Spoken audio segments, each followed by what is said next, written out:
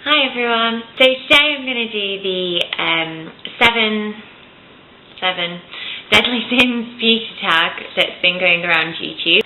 The first one is greed, and that's what's your most inexpensive product and what's your most expensive product. So my first one for these is I have two inexpensive ones. My first one of greed is the Collection 2000 Lasting Perfection Concealer. I've talked about this before.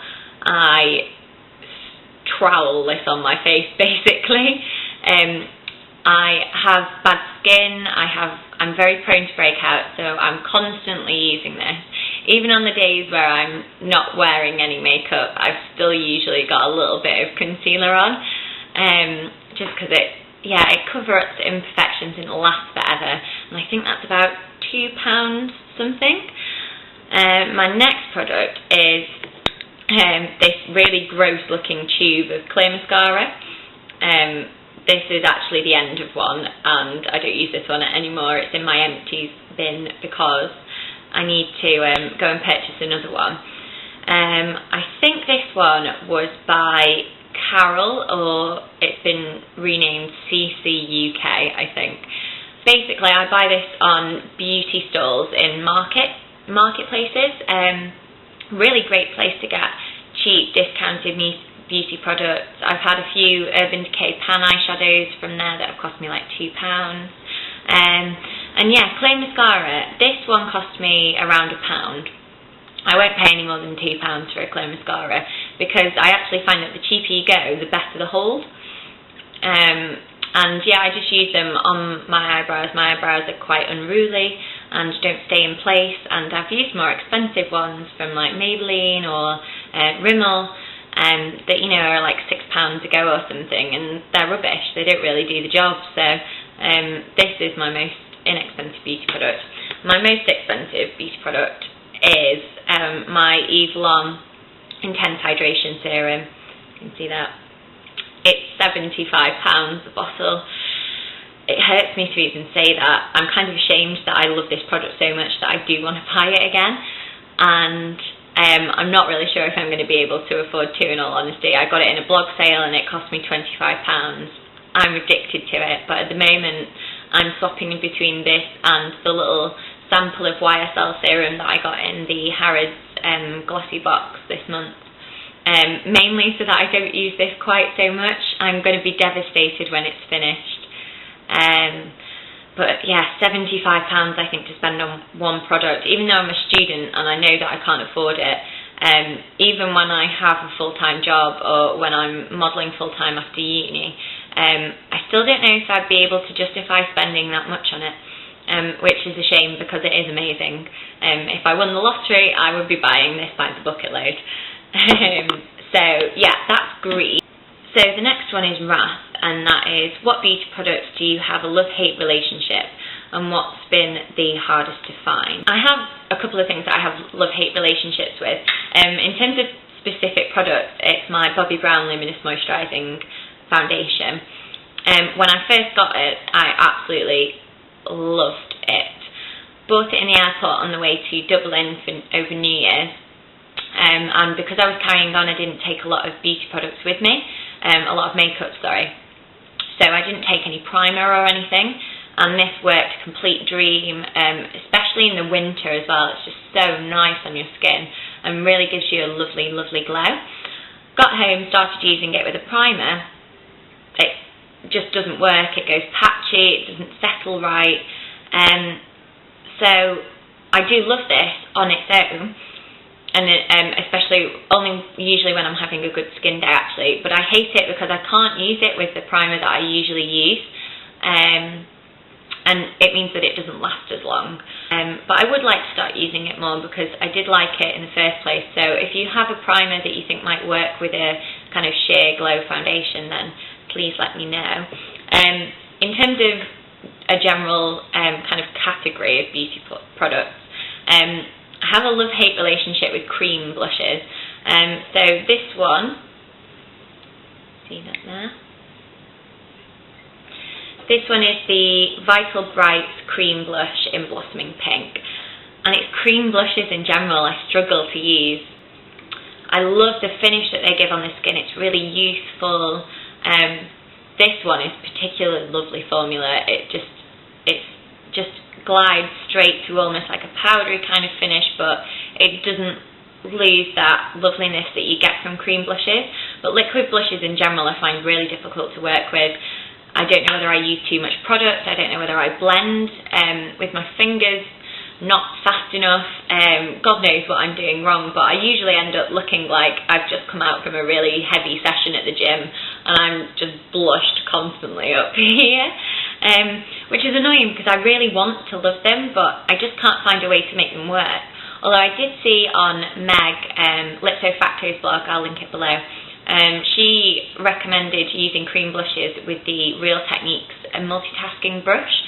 So I think that might be a reason for me to purchase some Real Techniques brushes. Also in wrath is which beauty product has been hardest to find. In all honesty, I don't have any. Mainly because I don't really like to go for those products that are really hyped up and difficult to find. I feel like, you know, the MAC limited edition ones, there's a reason why they make them limited edition, and it's to create that sort of hype. And really I just want to go for products that kind of work for me. I'd prefer to spend my money on things that work for me, so the quality rather than a quantity of just products that don't really work. Having said that, I do really want to get a few things that I've seen floating around on blogs that have been raved about, but I won't really search for them, mainly because I shouldn't be spending so much money on makeup as it is. But yeah, also because they are so hard to find, and I actually really like going into a shop and buying a product. There are a lot of things that are quite difficult to find that I want to try, which is, for example, a Bioderma Creolin H2O cleanser, other French pharmacy products. But, you know, having said that, you can get them online, you do pay more for them, but it's not as if they are completely difficult to get. Having said that, actually, I made a bit of a naughty French pharmacy skincare purchase this morning, which hopefully will be arriving in the next few weeks, so I'll do a haul video with them, because I got a lot of Avène and La Roche-Posay skincare stuff, because I know that's good for kind of oily skin. But I'd say actually those things that I purchased have been the most difficult to get hold of. Yeah, so in other words, I don't really have any that are really difficult to get hold of because I'm rubbish at getting hold of them. Next up is Gluttony, and that's what are the most delicious beauty products. This one I've got here is Mango and Nectarine Body Butter, which I got in a gift set from my mum for Christmas, and is from Tesco, but it smells heavenly. It's just so fresh.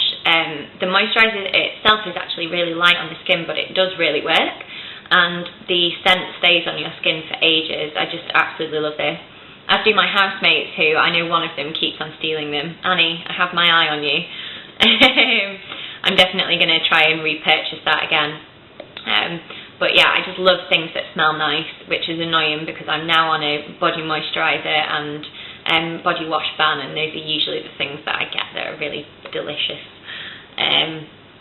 Also the Becca cream tint, cheek tint, in watermelon. Oh my god, that just smells heavenly. I really love fruity fragrances for body products and that kind of thing. Next up is Sloth, and that's what products do you neglect the most due to laziness. And I have to kind of come back to moisturisers again. I'm so lazy. I know that I should be exfoliating and moisturising my body every single day, but you know, I'm just too lazy. I am. If I'm having a bit of a indulgent day, then you know, I'll take the time to do my dry skin brushing and that sort of thing.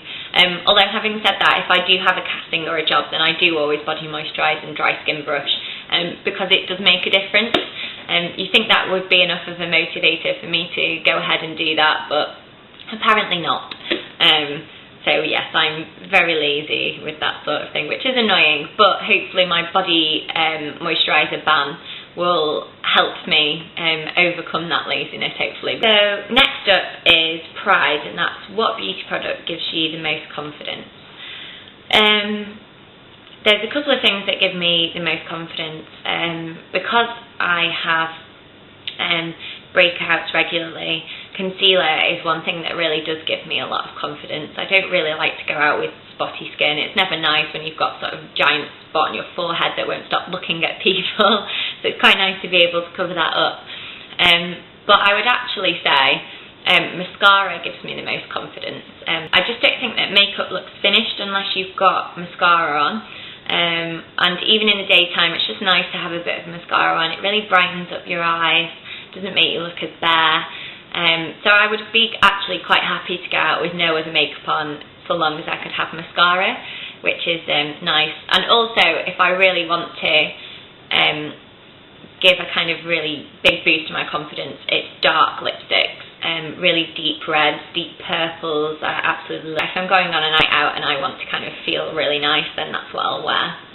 Next up is lust, and that is, what attributes do you find most attractive in the opposite sex? It's a bit weird that this is on a beauty blog, I think.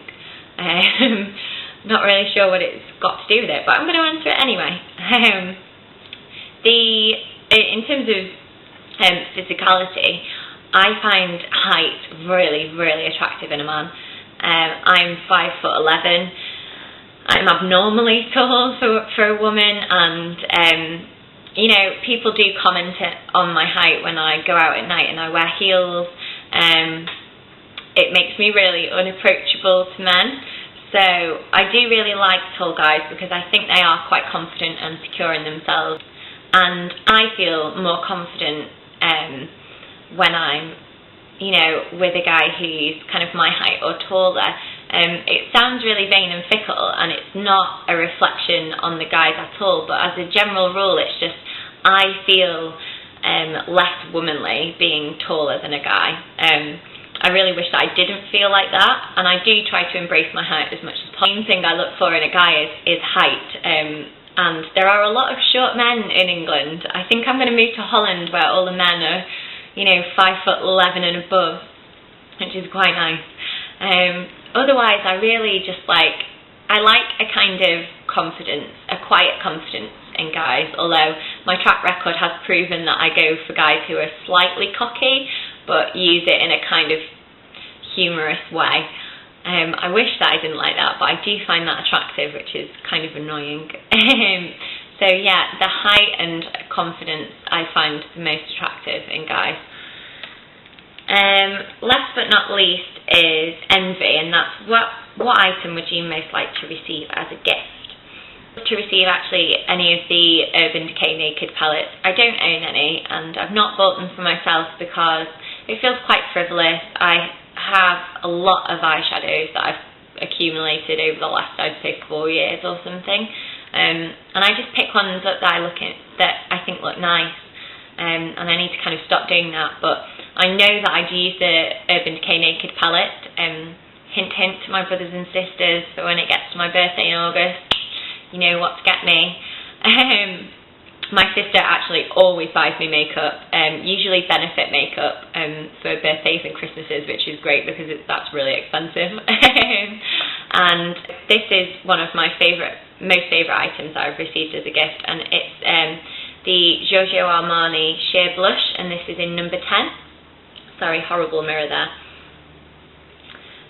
My lovely, lovely housemates bought me this for my birthday, and I'd been lusting after it after I had it used on me on a job for, I think it was Selfridges and DKNY, and they used Giorgio Armani makeup, and I'm wearing it on my cheeks now, just a really light covering of it.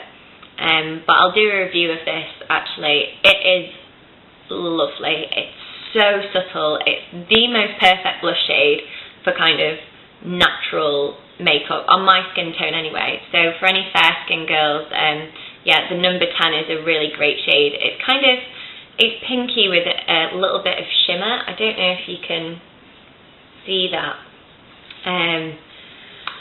Yeah, it's just lovely, but it's over £30, so this is actually one of my most expensive beauty products, as well as the Eve Lom stuff. So I love to receive expensive gifts, essentially, but who doesn't?